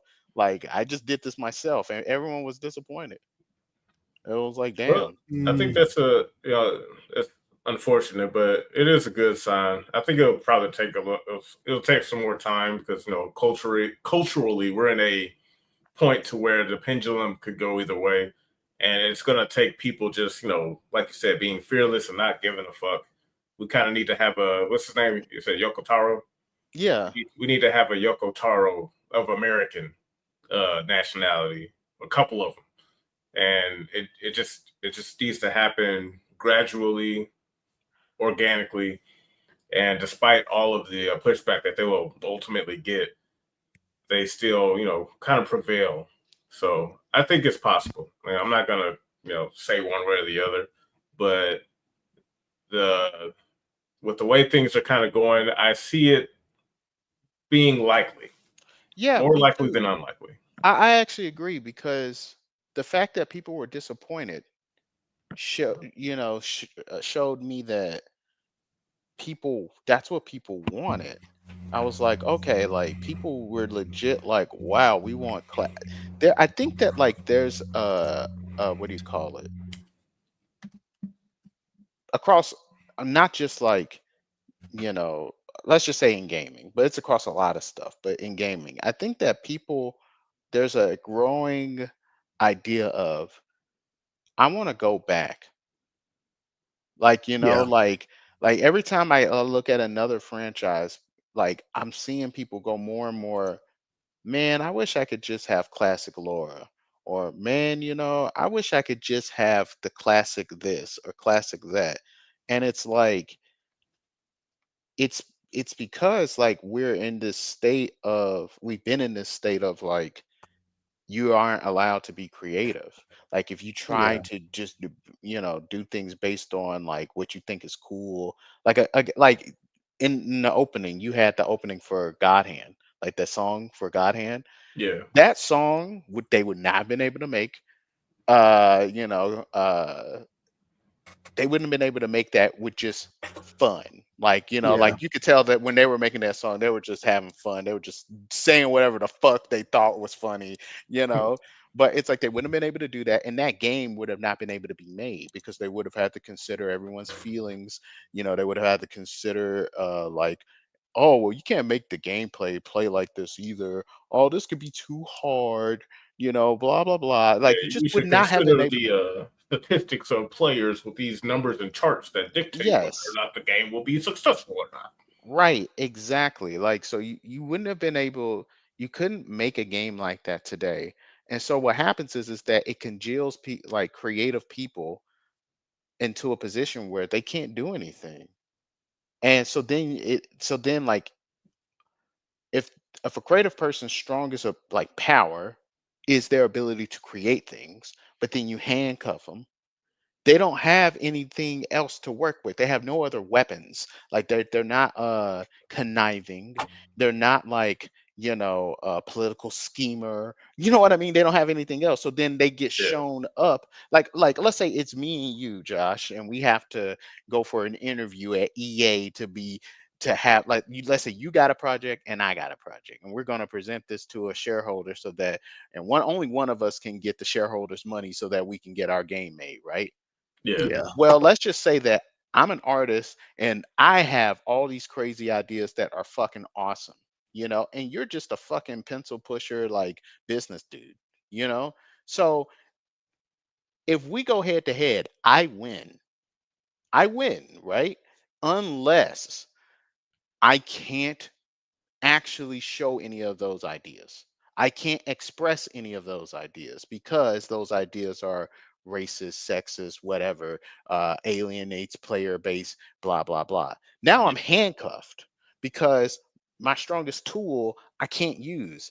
And now The only thing I could use is things like player statistics, the numbers and what would statistically work out to make the best game, or what are the ingredients that people will buy, blah blah blah.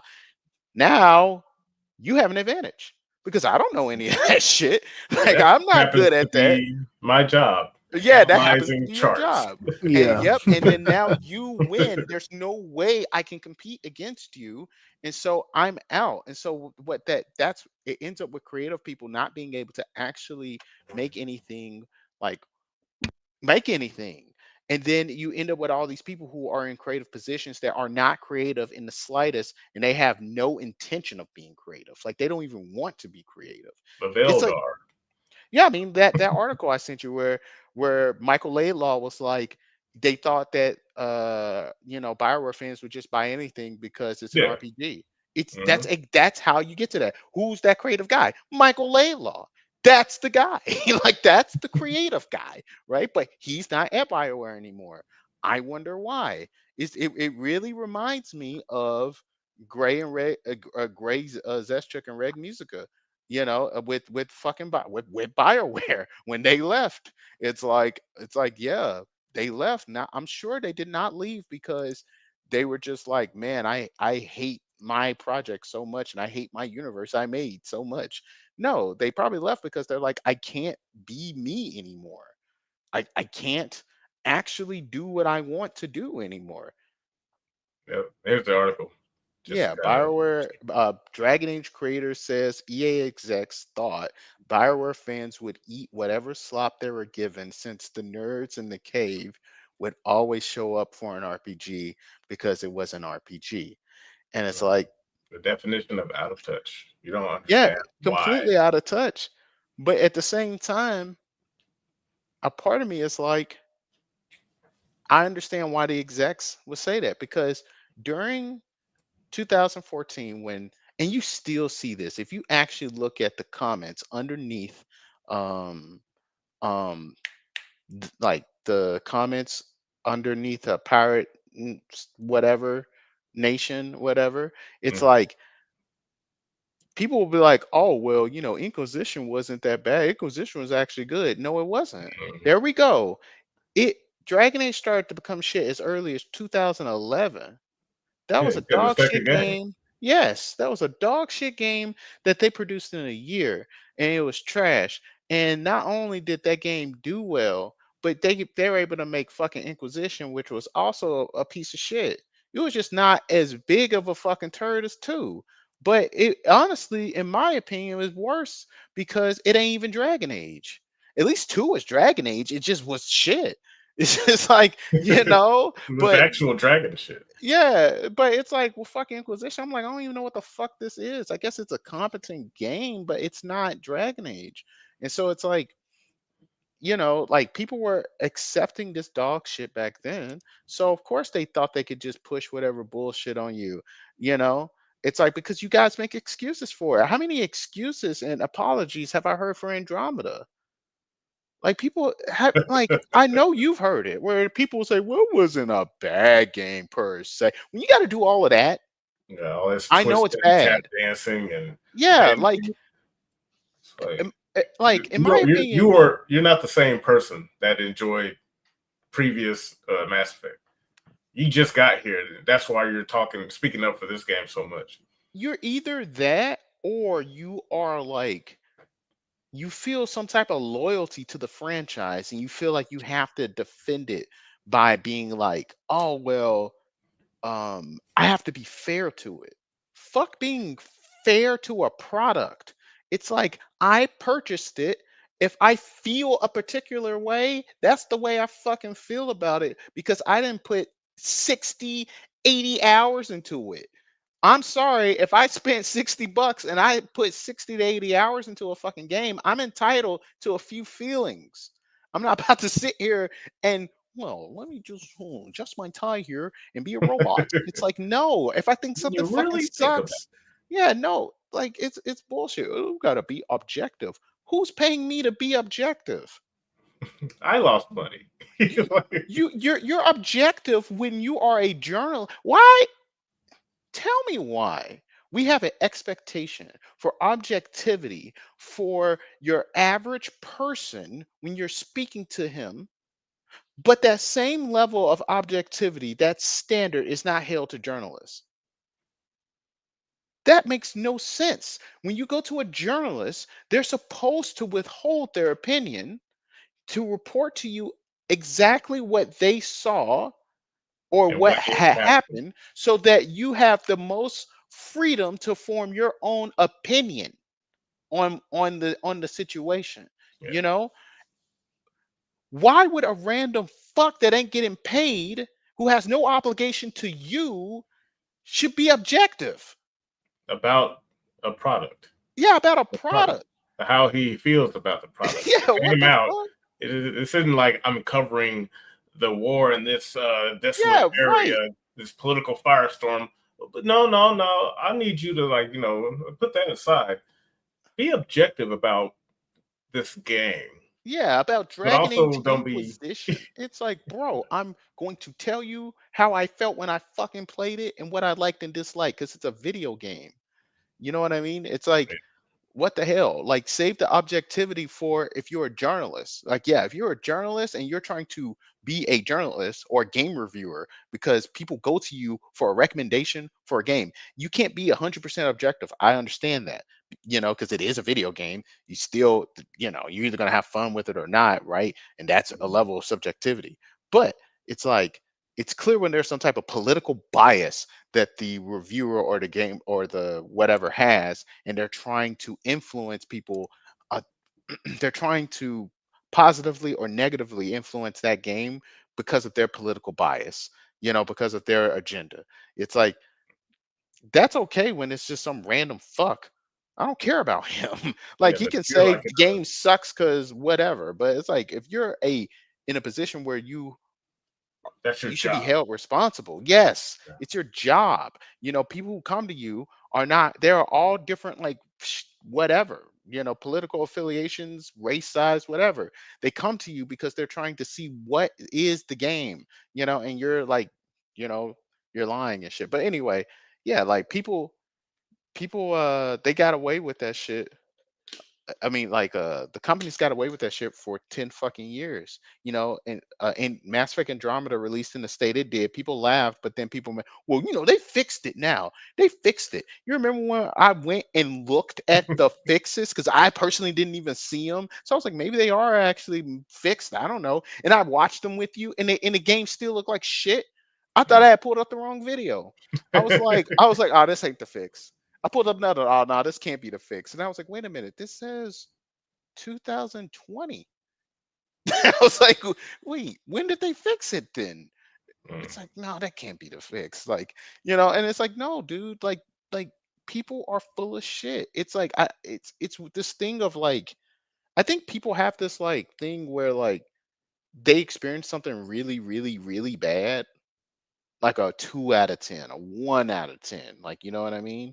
Mm. And then it improves from a 1 out of 10 to a 4 out of 10, and they're like, oh my god, this is like Gotta triple over the exaggerate the improvement. the scale of which its performance or viability increased. And I like Yeah, how they turned that into like a marketing thing with what's that CD Project Red last yeah, game. Cyberpunk, yeah, that's a By the perfect way, example the of that. game's fixed now. Like, It's thanks, like, bro, Idris. Like, I like how you had to. That's how you had to sell it. It's fixed now. Like, yeah, no, that's not the dub you think it is, but okay, have that's good for you, I guess. yeah, it's like, Because I whatever. remember people in the comments like, "Oh, so based." See, told you. Like, just had to wait. People are so impatient.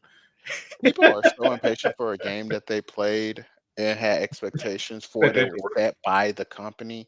Man, that's crazy. If I like say, hey man, I'm going to give you this thing. Imagine if that happened with movies, with normies. Wow. Right? All of a Like, sudden, like, the imagine if, rules like, completely change. oh my God, the rules would change overnight. If there was a movie that you were expected to go see, it comes out June 4th.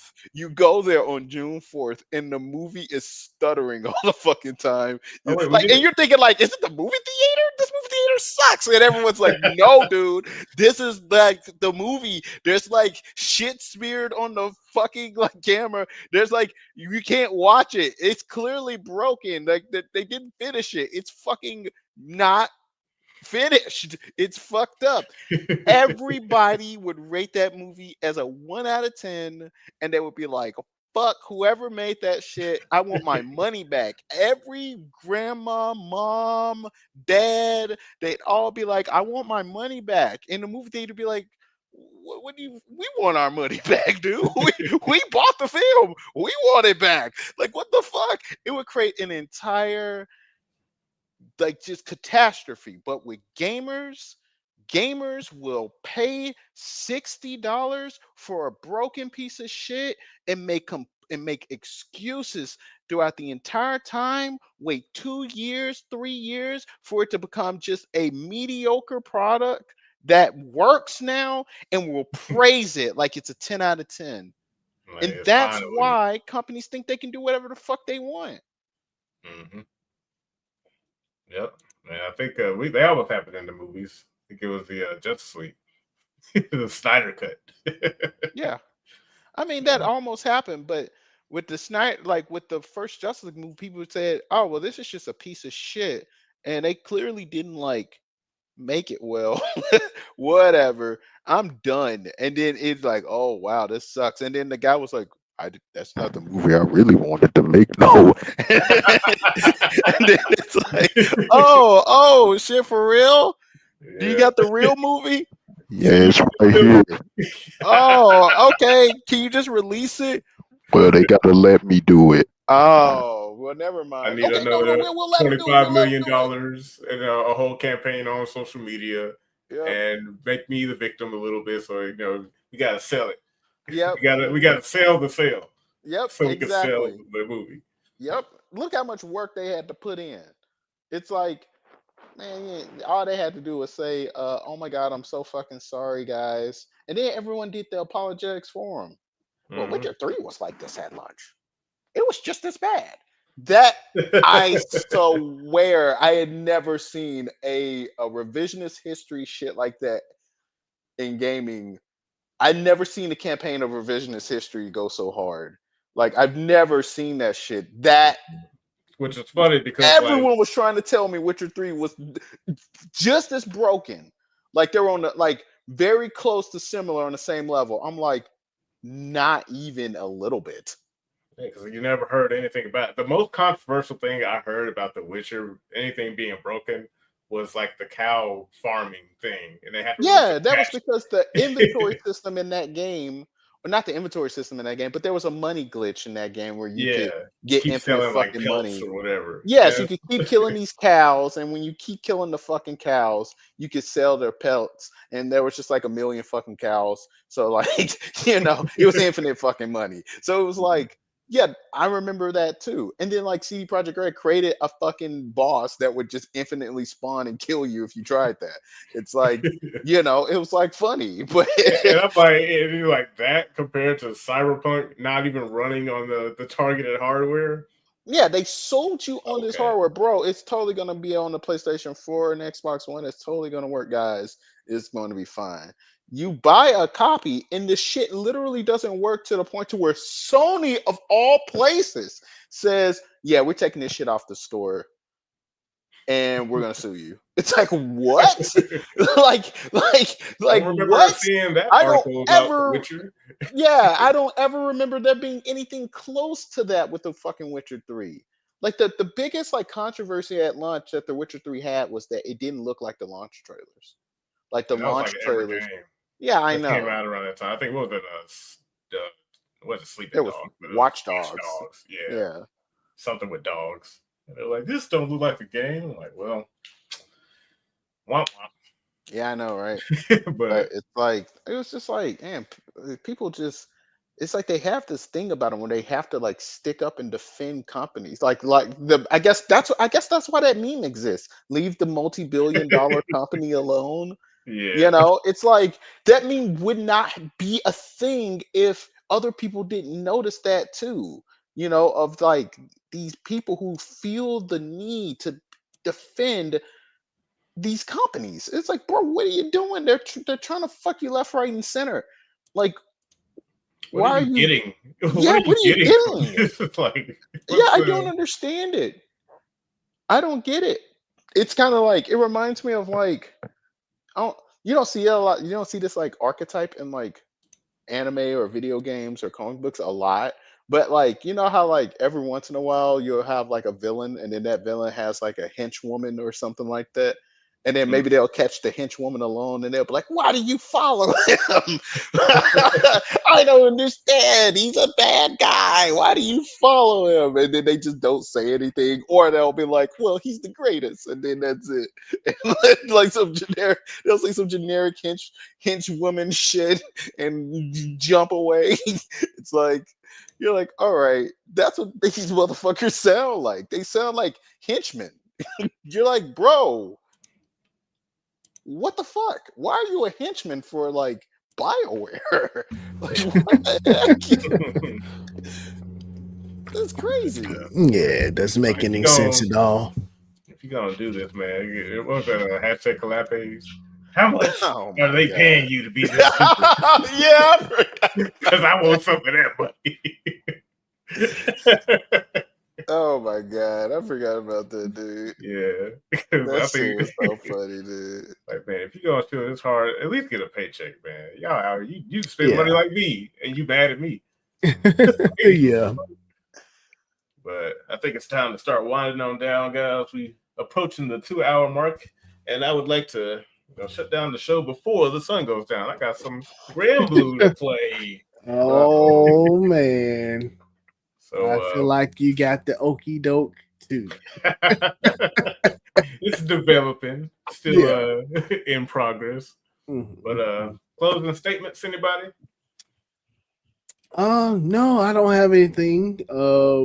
Except for you guys can follow me at on YouTube, of course, and Twitch, Twitter, all at H3 the Game. I appreciate everybody for tuning in. All right. How about you, Chris Cross Applesauce? Did you know that they're making Persona 4 remake and Yuri Lowenthal is not gonna be involved? Spider-Man is not going to be involved. Yeah, you No. know how I noticed because Yuri Lowenthal himself leaked it on Blue Sky because he's mad that he's not gonna be in Persona 4 remake. He said, "I'm not gonna be in Persona 4 remake, and it fucking sucks." And it's like, dang, you just leaked that there's gonna be a Persona 4 remake. Nice. So my closing statement is, can you here you go. Can you play this YouTube video? This is how I feel about remakes. Oh Here you shit. go. It's my favorite video ever. I will gladly play this as a closing statement. Makes HD ports, games that you've seen before on the PS3. $69 console.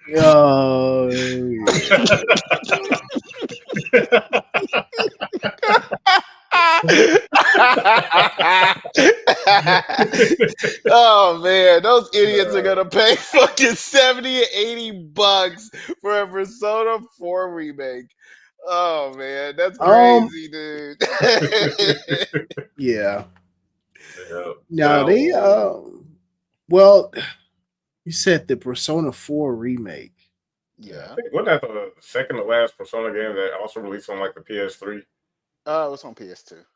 Oh, yeah, Yeah. PS2. It Now was they like did released, they like, did years later. a Persona 3 remake too, right? Yeah. Mm. Yeah, because fucking P Team don't know how to make a Persona game anymore, so they gotta make Make remakes. release the old ones. Yep. Yeah, a Yeah, because tale as old as time. Yeah, because when Persona 5 was coming out, I totally remember them being like, "Yeah, let's remake 3, let's remake 2, let's remake 1." I remember those days. I Yeah, I was got them there. all on my shelf over here. It's like, yeah, fucking cowards won't. If there was going to be a remake, there should make remake. Even though I don't think they should, it would be Persona 2 because no one has access to playing the fuck both Persona 2 games. But nah, they don't want to touch that. You know why? Because there's a certain mustached man in that game.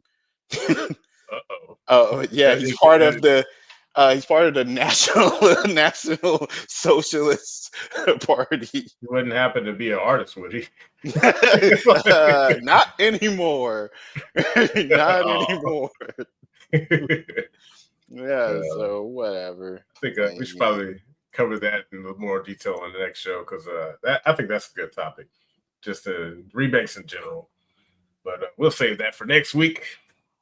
But ladies and gentlemen, your Mortal Apple Josh, thank you for joining us on today's episode of Gaming for the Boys. We had a lot of good, positive news to cover today because there's a lot of good stuff happening. But look forward to us again, same time next week, every Wednesday.